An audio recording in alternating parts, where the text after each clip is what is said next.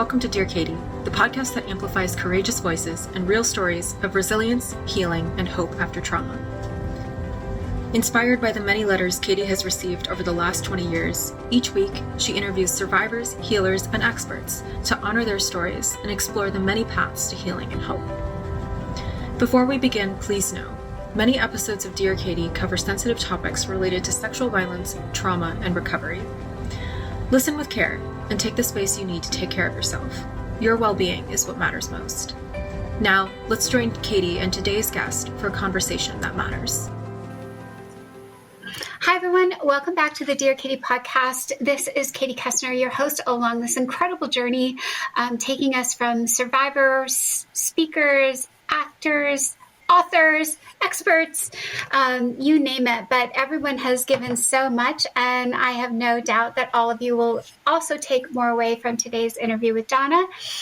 Just as a quick reminder, I am the founder of Take Back the Night, the founder of Campus Outreach Services, and I myself have been on my own survivor journey for the majority of my life, since being 18 on the cover of Time magazine. And I welcome everyone to push pause, take a break at any time if it becomes a lot to take in, or you just want to reflect, get some fresh air, do some somersaults, whatever suits your fancy. But I just want to share with you a little bit about Donna. Donna Besel is, she grew up in West Hawk Lake in Manitoba, Canada. She loves writing of all kinds. She does presentations for schools, libraries, universities, conferences, and retreats. Her work has gained recognition from the CBC Literary Awards 3 times. She's won national contests, appeared in literary journals, magazines, and anthologies. Both of her books, a short story collection and a memoir, have been bestsellers.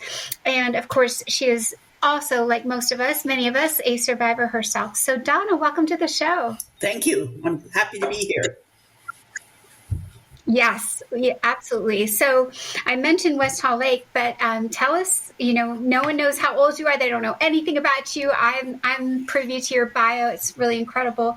But share a little bit about how you grew up, when that was, time frame, whatever you'd like. Okay. I was born in 1954, so I'm 70. I grew up in West Hawk Lake, which is a provincial park. So it's full of, cottagers, tourist campgrounds, hiking trails. So it's in the bush. And I still live near the bush. I call myself a Boreal writer because all my stories are set in the Boreal forest, which is quite a big section of Manitoba is the Boreal forest. I had 10 siblings. One of them has died. So 5 brothers, 5 sisters. My mother died when I was 14, and that caused a few problems because she was sort of the glue that was holding everything together. What else? Yeah, we had. Oh my goodness, that sounds like a lot. I mean, was it? I'm trying to picture the forest, and it sounds rural. Was it? Well, it's Boreal forest. What was around? Rocks and trees and lakes, and more rocks and trees and lakes. Yes, Manitoba. Okay. Manitoba has lots of beauty. Has 100,000 lakes. Right. Oh, that's incredible. Right now, that's amazing. Where I'm right now is a little north of where I grew up, and we are experiencing, you may have heard about this, a lot of wildfires in Manitoba. So there's been a lot of smoke. Oh, gosh. Yeah, I think that we in the U.S. here on our news, this is why the skies might be dark, yes. And the clouds seem to come to us next. Yes. But I hope everyone... Right across the river from where I live, it's quite a wide river. There was a very big fire, and it actually 2 people died when they were caught in the flames. So, yes, so it's pretty bad. There's over 20,000 people evacuated from where they live right now because of the fires. So, oh my goodness, Okay. And so where you are right now, is that not far from where you grew up? Yeah, more or less. It's about an hour drive from where I grew up, but it's the same kind of terrain. Yeah. And then growing up with all those siblings and losing your mom when you were 14, my goodness, that sounds already difficult. Yes. I guess, what else would you like us to know more about that part of your life? Well, just, I don't know. I always feel like when I talk to people, I'm like, I feel like a pioneer because we for a while when I was young, we didn't have running water.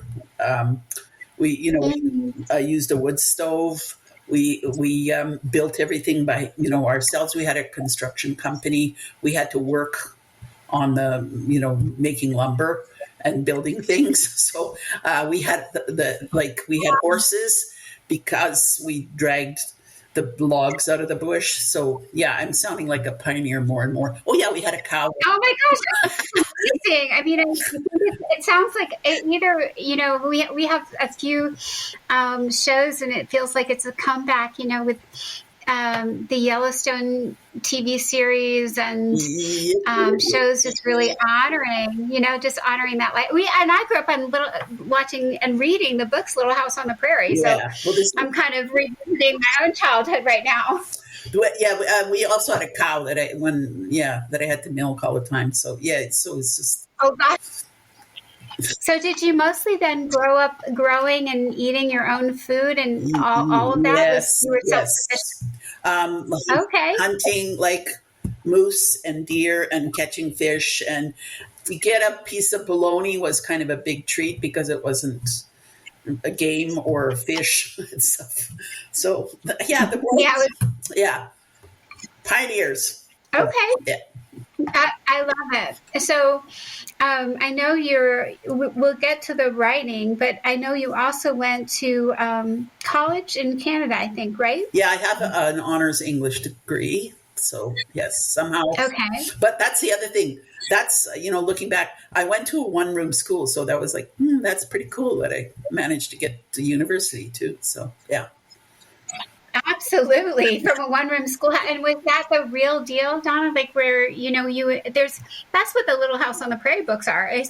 They were about one-room schoolhouse, and ma and pa, and then the kids would go in there, and one teacher would have to teach like all the ages and all the subjects. Yeah, well, it got a little bigger when I got older, so there was 2 rooms, but I had the same teacher for almost every year of my elementary life. Yeah. And, oh my goodness! And then when we went to high school, it was over an hour drive to go to high school. So one way. Oh my gosh! One way. So one way. Oh wow! What an incredible story! Just right there. Okay, so where did you go to university then? In Winnipeg, which is the capital of Manitoba. So. Okay, is that the University of Winnipeg? It's the University of Manitoba. Oh, okay. Great. So you study honors English, but I know when you had signed up, there must have been one part, I don't know if other things had already happened by the time you were in college to you around sexual violence, but I know you mentioned in your original application that there was a college assault as well, which would have been a long time ago. I mean, 50 years ago. Yeah. Yeah. So we're talking... Yeah, like 75 around there. Yeah, right. I graduated in 76. Yeah. That assault really didn't mean a whole lot to me. It was just like, because it was, it was like, oh, that's, this is par for the course kind of like, that sounds kind of blasé, but, because I was so used to being assaulted, like it was just, yeah. Oh gosh, Donna, we need to go back then. Yeah. If you're already telling me college one doesn't sound like much, what happened when you were younger? Well, when I was younger, my father was often assaulting me and my sisters. So, there was violence against my mother. He broke her arm. He broke her nose when I was watching. So we were pretty much in fear of him all the time. She was a war bride. I don't know if you know what that means. No, what does that mean? Well, he was fought as a Canadian soldier in the Second World War, and he met my mother in England. She was from Southampton, and so he was based near Southampton in the Canadian Army. And he met my mother, and he, I think, got her pregnant. My oldest sister was born in England, and then he convinced her to come to Canada, which was quite shocking, I'm sure, for her to come and live in the bush and have so many children. So, yeah, she was kind of trapped. But yeah, so they call them war brides. It means they came from, England to Canada. So. And your father and mom, how many years apart were they in age? Not that much, maybe 5 or 6 years. I'm not really sure because, like I said, my mother died young. So it was, there's a lot of things missing, sort of. Yeah. Yeah, I have my grandmother and grandfather were 12 years apart in age. She was 12 years younger. Oh, yeah. And I know that was so interesting to me growing up, knowing about that relationship and how different they were and how that affected their relationship. But anyway, so you are now, so your dad, did it get worse when your mom passed? Yes. Did the abuse get more? Yeah, for me, it was worse because my older sisters were sort of had left the home because they were a bit older. Mm-hmm. So I was 14, and my one sister was kind of going to university, and the other two were out into the world. So yeah, but it was. And you were the youngest? No, I'm number 6. Oh, number 6. I think I miscounted. So you had how many sisters and brothers? I had 5 brothers, 5 sisters. One sister was adopted by my stepmother. So. Okay. Okay. I like to call myself. I'm the happy middle child because I'm number 6. Oh gosh. That's okay. That does not sound so happy though, Donna. So far, okay. This is. I mean, growing up where we grew up was wonderful because we had a lot of freedom. We roamed around in the bush, and we built cabins and forts and stuff in the bush. So we canoed, we hiked, we skied, we swam lots. So that part was good. We had horses. I don't know if you've heard of equine therapy, where people. Right. Have you heard of this? I have, but I'd love you to share it with the listeners. They might not know so much. Okay, well, it's horses have a very sympathetic nervous system, so they can feel how you feel just by standing next to them. Because that's part of their survival mechanism, is because in a herd they have to respond to the emotions of the other horses in the herd. Like one horse is kind of watching, and they'll okay, we got to run, and they all run. You know what I'm saying? Okay, no, we can stop. It's okay to be calm now. So horses are very, very. Wow. They're very. I never knew that, Donna. Oh, I could tell you so much. Yeah, I used to be a 4-H club leader. I don't know if you know what that is either, but I know. We had that. We had that, and I was a member myself. Yes. Okay. So I was a light horse and pony club leader. So I know lots about horses and whatever. And so, yeah, they're very sympathetic to the emotions around them. Like they can sense if you're nervous. Like people say, they say all the time, oh, this horse knows I'm scared. Well, they do, because they can sense your breathing. They can sense the tension in your body. So I, looking back, I realized that I used horses to, number one, get away from my father. I would often ride around at nighttime, so I wouldn't be in the house. And also just for that, this is very common with young women who like horses. It gives them a feeling of empowerment to be in control and managing this large animal that could be dangerous. But it's Right. yeah. So that's I never thought about that either, Donna. That's so interesting about women. I mean, you just shed a whole new light on how to think about horses. And I just wanted to share with you, I didn't grow up with horses like you, but the moment I got to college and part of my own therapy, I just loved it. I took a horse, like for gym class, you could take horseback riding if you could afford it. And I was like, oh my gosh, this is so incredibly like freeing. So I'm glad you shared that. For any of our listeners who haven't tried any of the things Donna's mentioned so far, skiing and fishing and like all the things, I just think it's outdoors, it's fresh air, it's just life building, I think. Yes. Wow. And it sounded like you almost said that's kind of how you got through having all of those things around you, got through your father's abuse. Yes. That I know that's that. So interesting. I know that for sure. If you ever Google me and my first collection of short stories, there's a picture of me at 16 diving off my horse into the West Hawk Lake.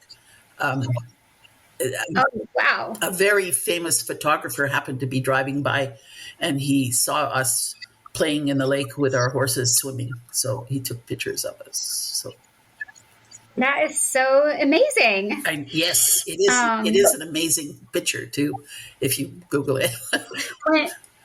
I think we're all fascinated. We'll have to look it up. Yeah, go look it up. I don't want to dwell too much on the abuse in such a young age with your dad, and he must have assaulted, I think you mentioned your sisters. Yes. Or at least some of them. Yes. Oh, go ahead. When it's, I don't know how much you know about my book, when it sort of came out that it was coming to the younger ones, like we were all like, oh, well, he's going to die. He's old. We don't have to do anything. But then we realized it was going into the younger ones.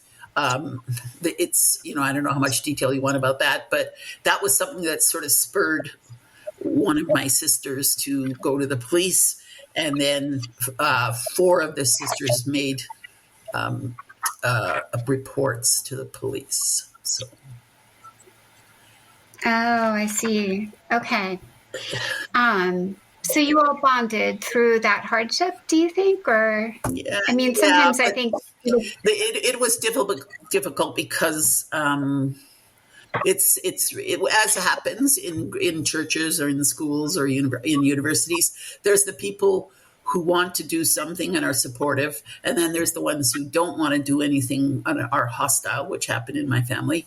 And then there's the ones that are in the middle that are sort of, I don't know what to do. So they're sort of going back and forth, talking to both, sides of this story. So that happened in my family. Like there were the ones in the middle who were scared and, kind of, oh, I can't go to the police. I can't tell the police what happened. And I don't even know because you're not, you can't access other people's statements to the police. Like my brothers, they were all interviewed and I don't know what they said to the police. So, yeah. And one sister was, I understand. One sister was very hostile and another sister was like wavering. She's like, I can't do it. I'm not, I'm not strong enough. So, yeah. Oh gosh. Yeah. So difficult. And I guess when we get through to the college assault, was that a boyfriend, a stranger, a professor? Yeah, like it was, who was that? It's a guy, a date. Yeah. It would, like I said, it was not that, yeah, it was a date and then it was over. The relationship was over. So. Okay. Oh my goodness. Just so one time, not the one time's not worse. It's just like, it was just that one date you've been on. Yes. My gosh. And you predated me, Donna. What's that? I'm sure. You predated my, I know that was like date rape. You were the date rape too. Okay. But I hate to break this to you, Katie. This has been going on a long time. So, I know for all the ages, For all the ages. Yes, but I admire you for bringing it out into the open because this is, this is so sad. And, if you realize from my book, my father, it sort of all came out at one of my youngest sister's wedding. And that was 1992, and he was charged in 1993, and it took 3.5 years of the court process being stayed and delayed, and he was finally convicted in 1995, and I'm very sad to say I don't think it has improved that much because of the way the whole system works, Right, definitely, and we're still not there yet. No. But I guess to that end, maybe we talk about when you started thinking. I mean, you are so talented in so many different ways, right? And I guess maybe how did this particular aspect of your life inform your books and your writing versus other things that were happening in your world? And we didn't even get to the part where you finished university. And I know I read how you hitchhiked all over Europe, which sounds amazing. Were you all by yourself there? There was another, I was teaching, and I took a year off teaching, and another teacher who was teaching in the community where I grew up, she came with me for half of the time, and the rest, the rest of the time, I was on my own. She went back home, so yeah. Okay. But lots in those days, lots of people did that. Like it was a kind of a 70s thing that people went to Europe and hitchhiked around. So okay. And so I guess, how do each of these slices of your life then inform your writing? Well, as I said, most of my stories are set in the Boreal. Writing about my father's court case was, it came about because I started therapy, and my counselor said, you need to write, journal when this is all going on. So I started journaling, I kept track of who went to court, who showed up in court, what the judges were saying, what the defense lawyer was saying, what the documents were sent to us, people from the community showing up, people, letters I got from people who were mad at me because we were doing this thing.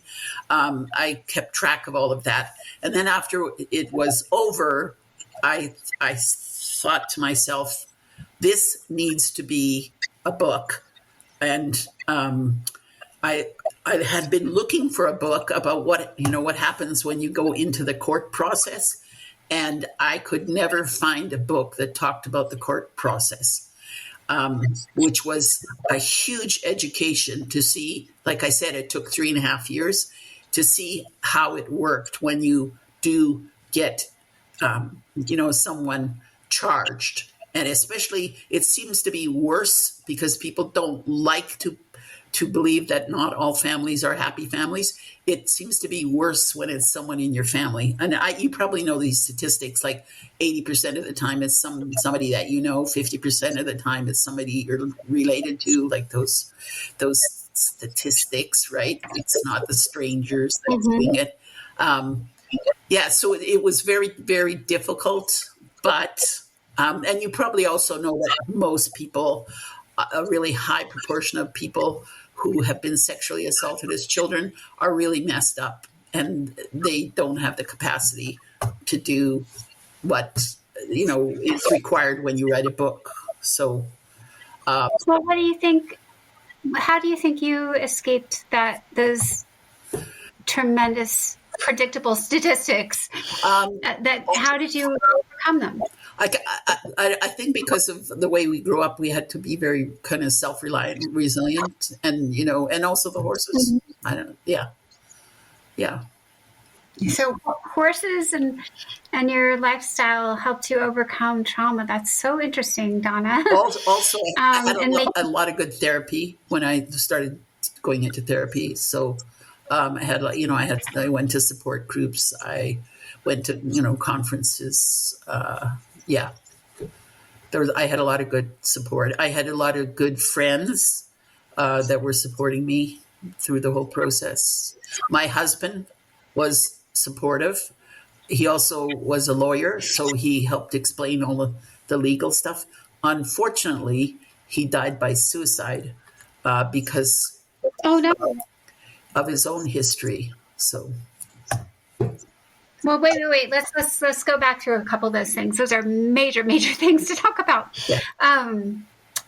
yeah. So let's break them down. I want to talk about what parts of the therapy were helpful, and then let's go to what your husband was doing and how that was helpful, and then talk about the loss of your husband. So the therapy started when and why and how did you start doing that? When it all sort of exploded in my family, my sister had gone to the police and said, I'd like to report the abuse, and so then we were all interviewed. So some of us made statements, saying that, yes, we were abused. Yes, this happened. At one point, they're even thinking of, I don't know how they got this idea of somehow charging my father for my mother's death, and which seemed a bit extreme. But so we were all interviewed, and then, so we sort of got involved in that whole process. And I started doing therapy with a person who actually was a minister in the community where I grew up. So we had known her for a long time, and she had gone into counseling. So and she was very much involved with my family. So when our father, before our father was charged, we had a couple of family meetings to discuss what went on and how it affected us and what exactly he had done to people in my family. My brothers were not that interested in being involved. One brother, he took part by speakerphone. Two other brothers came, and then they didn't want to come again. So we were doing that talking in a group sort of situation with two people like facilitating. And then once our father was charged, we could not talk to each other about the sexual abuse because it would be we would be seen to be corroborating or influencing the statements or the evidence by talking to each other. So that was really a negative thing. But I kept on going to counseling, and I did, like I said, I went to support groups and conferences and all kinds of things. So, yeah. But, yeah, so we were kind of stuck in this kind of, I don't know what you call liminal space. Like we couldn't really talk to each other about what exactly he did to us. We could talk about it. That's miserable. What's that? Sorry?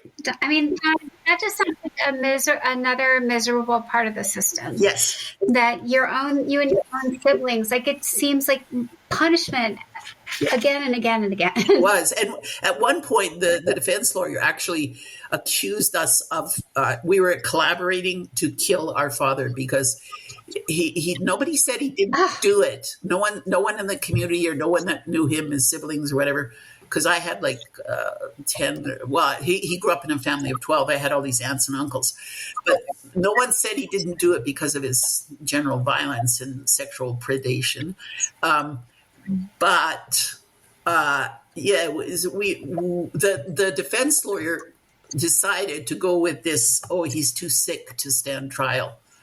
Because oh no, which is that defense hadn't been used in Manitoba before. So so we were up against that too because we had all these SWAT team of cardiologists. They're like, oh no, he can't. It'll kill him. Blah blah blah. So, but he didn't. It didn't kill him. He just And the first preliminary hearing, he was out deer hunting. So his case for being not fit to stand trial was a little bit suspect because he was supposed to be at the preliminary hearing, and he was like, "Oh no, I can't go there. It's going to kill me." But he was deer hunting. So yeah, the judge sort of figured what was the word he used? Malingering. That was the word. I just love that word when he said it. Like, yes. Oh, that's, oh gosh, you are definitely an English guru. Well, I like it. Malingering.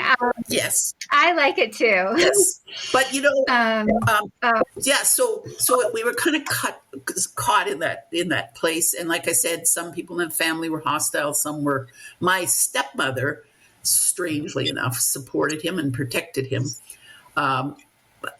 Even though she was working as a social worker and, apprehending children for like taking them out of their families for being abused. So that was a real, like, what?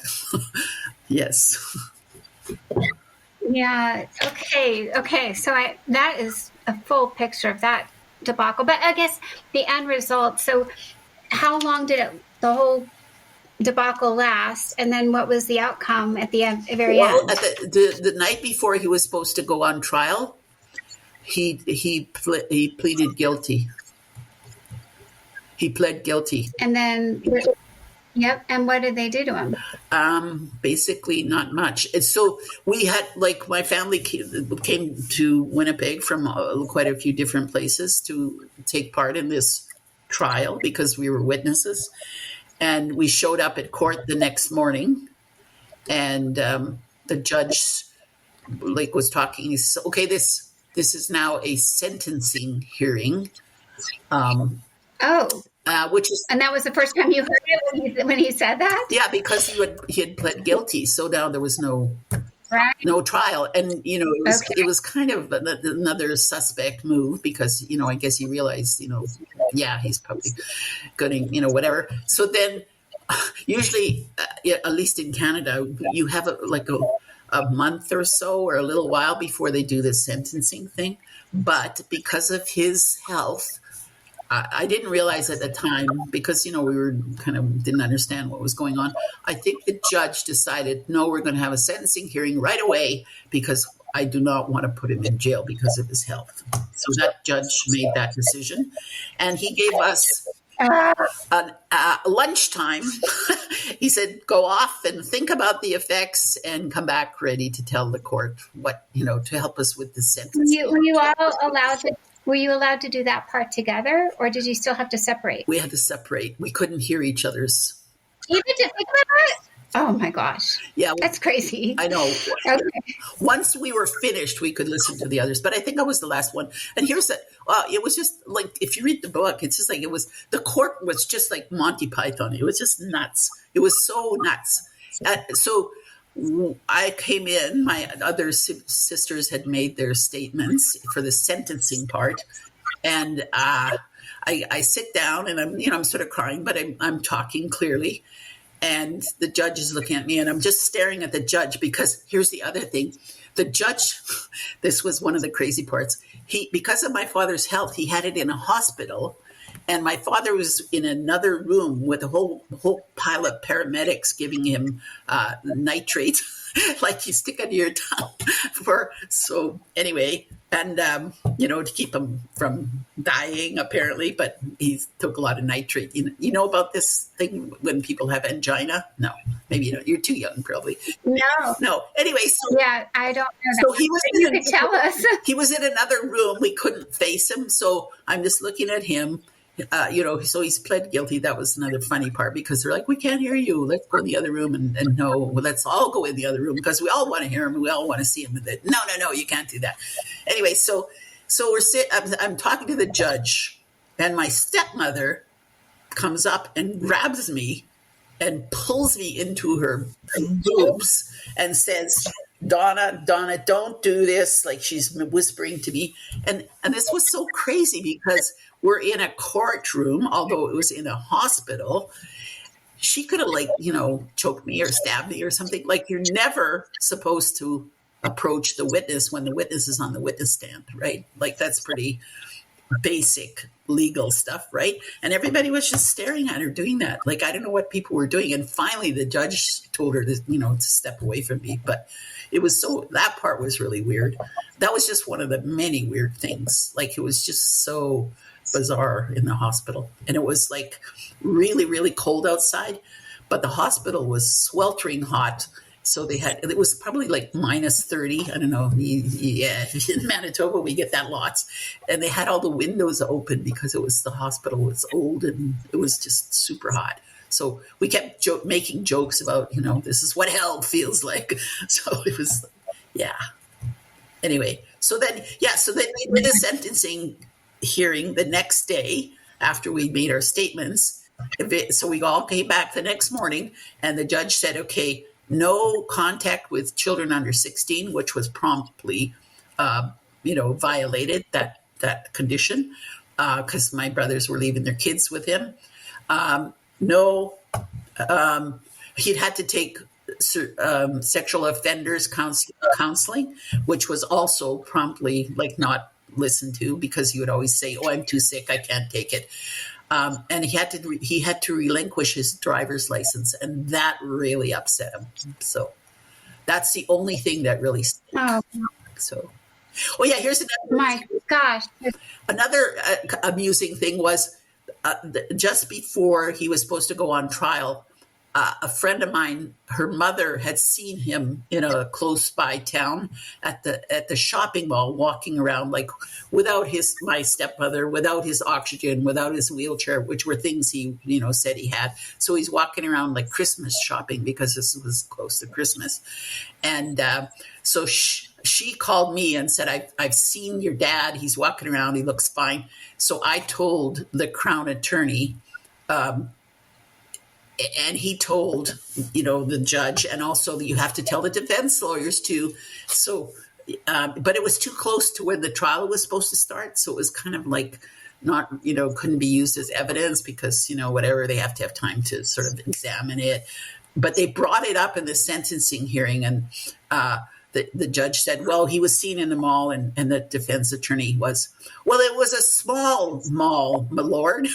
It was just it was. Oh my goodness. Yes. Oh, Donna, but I look to you. One thing that just really is striking me is how solid you feel. And we already now know about this childhood abuse, all these siblings, this college date rape, and now we haven't talked about your husband's suicide, but my goodness, you still sound like, I want to say hardy as a horse. It's oh my gosh. And you can laugh and you found such joy. There must be more in the magic for you. Well, I'm just so. Go ahead. I don't know. Maybe I'm just a broken person. I don't know. But there was humor. It was okay, here's another example. The judge said to me when I was on the stand earlier in this whole process, he said, oh, do you know what the word validation means? Is that why you're here? Because you want validation? And I'm thinking, I taught English. I have a college degree. A university degree in English, 4 years. Yeah, I know that word. And I'm like, what are you talking about? And then he said, isn't it enough that the people who love you and care about you believe you? And I'm thinking, is that what you tell people whose cars are stolen or stores broken into? That, oh yeah, just as long as your loved ones believe you, then it's okay. That's, we don't need to do anything about it. And we had been told by the Crown attorney, the first one who was a woman, this is a crime. And I'm thinking, why are you here if this isn't a crime? And it only matters that my loved ones and friends believe me. It was just what are you talking about? It was just it was so bizarre and, in my opinion, funny to hear some of the comments from the lawyers who were dealing with us. Does that make me, I don't know. Yeah. I don't know. It was. I like it. What's that? I like how strong. I hope our listeners can hear how strong and feisty you sound. Well, yeah. That it comes through. Well, no, that's another thing. We really, The first crown, like I just mentioned, the first crown was very supportive. She was a woman. This is a crime. Your father did this for years and years and years. Like, if you can get like 5 years for raping someone, like if you're, constantly attacking people, like so many for years and years and years, like, yeah, it should be, something that could get a long sentence, right? And then the next crown attorney, I don't know if you use that term in the States, probably not, but in Canada, it's the crown versus the person, right? Because we still have that, crown, the king now used to be the queen. We have they're called the Queen's Bench or the King's Bench now, the judges who are on those trials. Anyway, so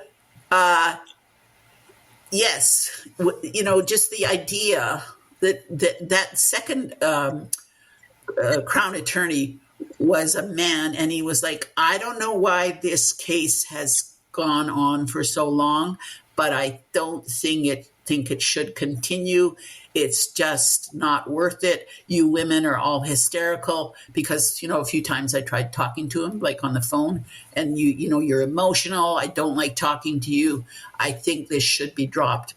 But there was a constitutional lawyer who was still involved, and a woman, and she kept it going because she had gotten involved because of the idea that if he was to be killed by coming to court, that would be a constitutional cruel and unusual punishment, and that's why they got her involved. But she really pushed it, and then lo and behold, to this second crown attorney's great surprise, the judge said, no, we can have a trial. I will put it in a hospital, and I will make sure that this proceeds. So there you go.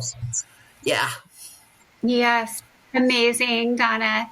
Well, I want to spend the last 10 or so minutes definitely getting through your book, but you alluded to the part where your husband was also really supportive.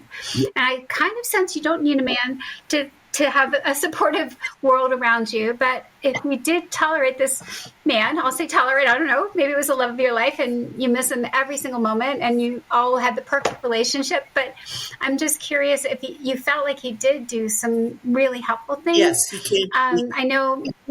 Yeah. Tell us what those were. He came to court. He was there all the time with us, with my sisters and I, and he gave advice, and along with other people, a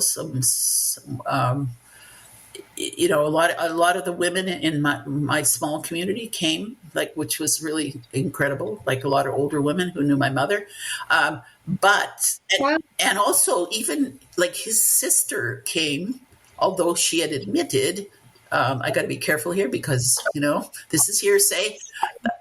My sister-in-law came to court, and my mother-in-law was also admitting, but then they decided that it's too risky speaking out. They saw what happened in my family, and then they started lobbying to get my husband to divorce me. So, oh gosh, yeah, that's a turnaround. Yes, and that's down.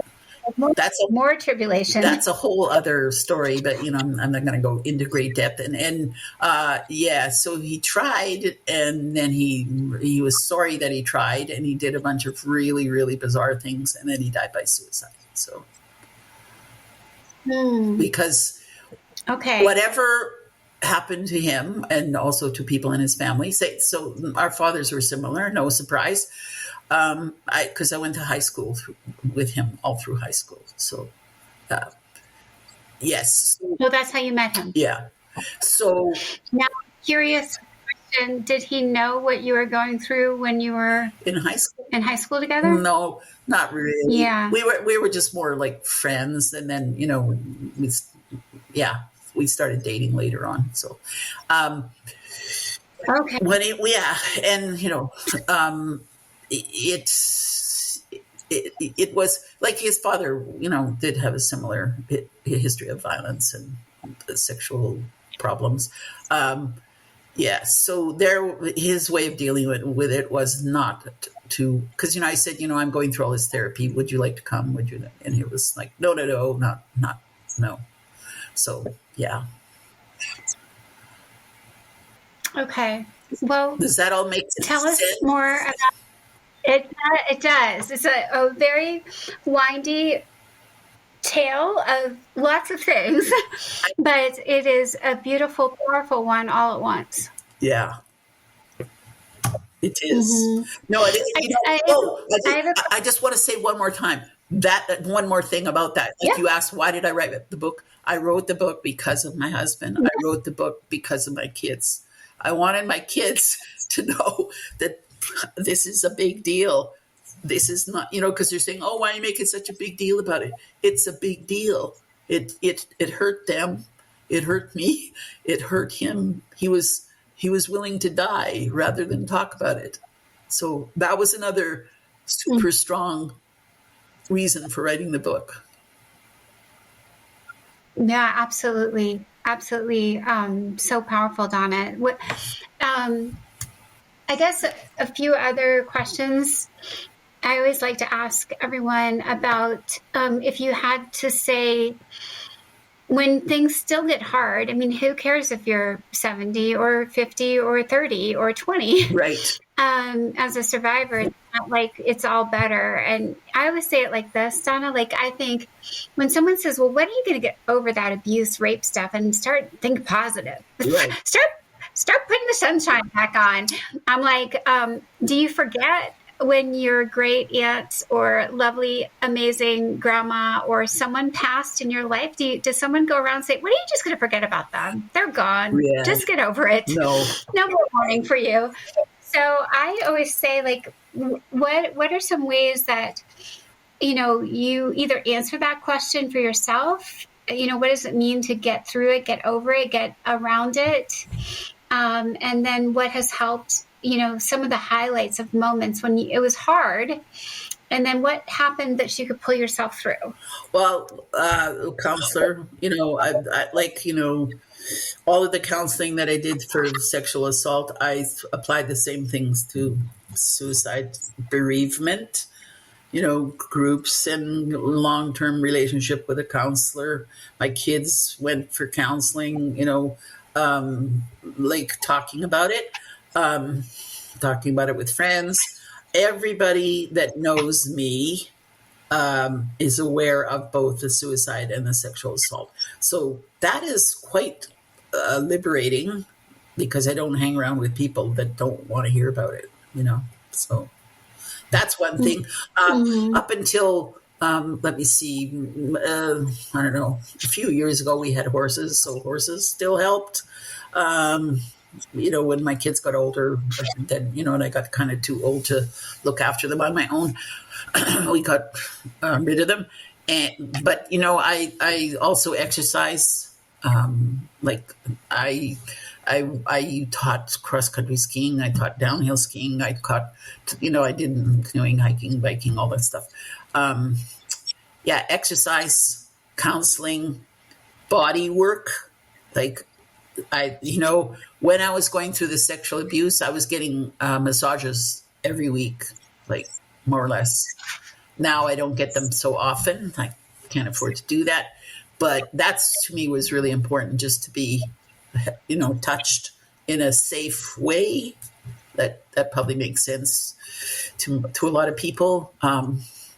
So surrounding myself with people who are not afraid to hear about those hard topics. I've done presentations on sexual assault, suicide. I've written extensively about both of those things. So, yeah.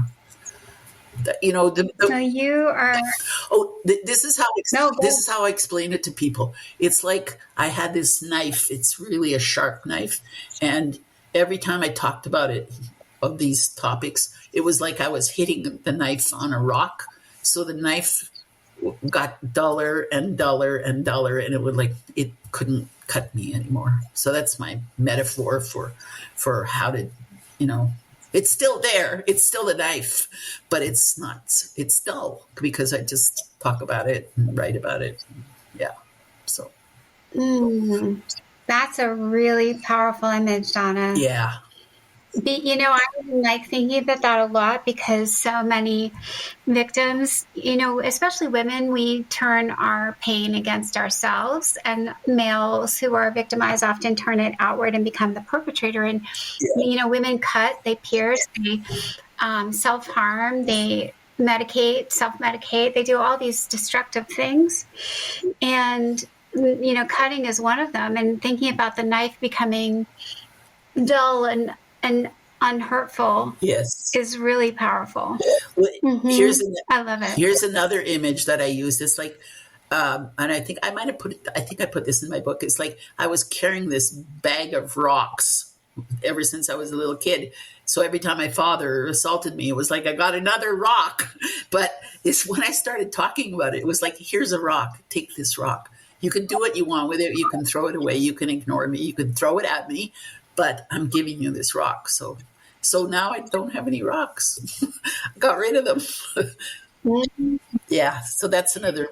I like the rocks too. You're a wonderman. Well, Donna, I love that. I'm a writer, so I think about these things lots. Yeah, I can tell. It's just a beautiful mind that you have, and I can tell it's probably just oozing out of the pages of your books as well. No wonder you won 3 awards. And probably, I am sure you do readings and presentations on them too. Yeah. So we will find you. Our listeners will go find more about you. But thank you, Donna, for your time today and all the beautiful imagery. It's so powerful, and the way you use words to describe navigating all that you have. I think it's great, and I'm going to hang on to malingering for a minute. I just want to say one more thing. Oh, yeah. I just want to say one more thing. Yeah, go ahead. Every year I've done it like 8 years, and now I have another woman, a writer who's a partner. We have a women's writing retreat in the community where I grew up. A friend of mine who has been very supportive, and we did construction together. I told you she became a journeyman person carpenter, and we go to her resort that she built with her husband, and we have a women's writing retreat there, and it's just awesome. And we talk a lot about using writing to deal with trauma. So that's another great thing that we do. So, yeah. Perfect. Well, anyone who is more interested in learning about some of these offerings, I know they will go find and look you up. But I am grateful for your time with us and all that you shared. And we'll, put all these in show notes too, so people can learn more. And thank you again. Breathe some of that warm summer air up there this time of year. After the smoke clears. Yes. And for our listeners, what a lot of journaling you could do after today. It's like, now I want to go water ski again and catch a few more fish, and go back to my horseback riding. My goodness, all those things are just good, solid ways to be a full human and a whole human, and not a damaged piece of goods, as some would call some of us. Yes. But together, yes. And together, it's just such a blessing that we have this podcast and can all keep the communication going, even if it's just through a microphone and some speakers for now. But, people, all the guests here, you could go probably up to Manitoba and see that beautiful forest that was mentioned on the podcast today. So together we thrive, we survive, and do excellent good self-care until we meet again in a week. And thank you again, Donna. Thank you for listening to all my blah, blah, blah. Yes, I really appreciate that you're doing all the work that you're doing and putting it all out there all the time. And we do have Take Back the Night things in Manitoba. And here's a cool thing. Where my daughter works is where they sort of come back after the Take Back the Night marches. So she's a great, I'm very proud of her. She works with inner city kids, and really does a lot for the whole thing about, helping people survive trauma. So there you go. Well, thank you for that additional. And yes, our Canadian friends have tons and tons of take back the nights. We're so fortunate to have all of you doing all the work as well. So again, thank you for everyone who joined the podcast today, and we will meet again in a week. Take care. Okay, take care. Take risks. Thank you so much for joining us on this episode of Dear Katie. These conversations are never easy, but they're always necessary, and we're so grateful you chose to share this space with us. If something in today's episode stirred something within you, please give yourself what you need. Whether that's rest, support, or just a deep breath, you're not alone. To hear more stories, resources, and survivor-centered conversations, be sure to subscribe and follow us on your favorite podcast platform. We want to hear from you, so please leave us a review and share your feedback. Your thoughts help us create episodes that resonate with listeners. Until next time, take care of yourselves and each other.